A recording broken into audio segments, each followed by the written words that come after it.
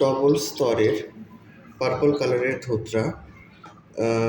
আমি আজকে ফেরার সময় একটা ইনভিটেশন পেয়েছিলাম, ওখান থেকেই ফেরার সময় এই ডালটা চোখে পড়ে যায়, তো ঘচ করে কেটে নিয়ে চলে এসেছি। এই যে এবার আমি এর পাতার উপরে কাজ করব।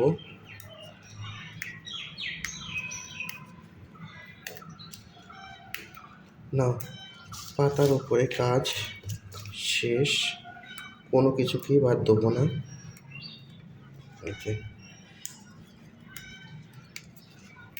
হয়ে গেছে। এই দুটো ডালকে আর কোনোভাবে বাদ দিচ্ছি না।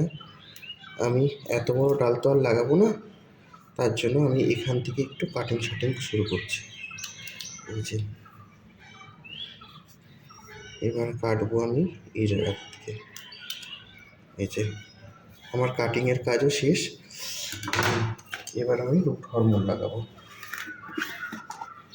দেখতে থাকো। রুট হরমোন লাগাবো। এই যে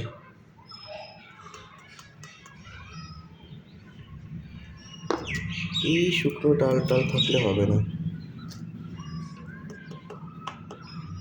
রুট হরমোন লাগালাম। রুট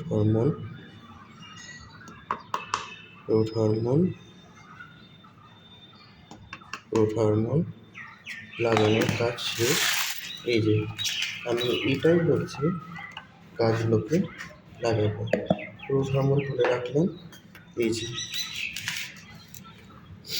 এই আমি জাস্ট গর্ত করব আর পুঁতে দেবো।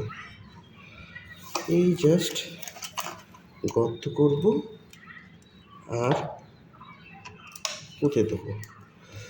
এই জাস্ট গর্ত করব আর পুঁতে দেবো। এই জাস্ট গর্ত করব আর পুঁতে দেবো। এটা বলেছি যে এটা ডবল স্তরের ধুতরা, আর পার্পল কালারের। এটা এই ছোটো থেকে একটা জিনিস দিয়ে এটা পুঁতে দিলাম। এটাকে এবার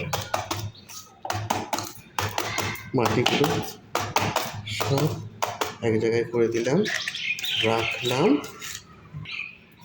ফাঙ্গিসাইড মেশানো জল উপর থেকে দিয়ে দিচ্ছি। কাজ হয়ে গেছে। এবার যেটা মূল আকর্ষণ সেটা দেখায়। এটা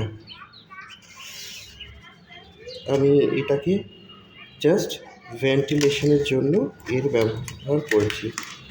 এই যে পাশ থেকে দেখায় জিনিসটা। এই যে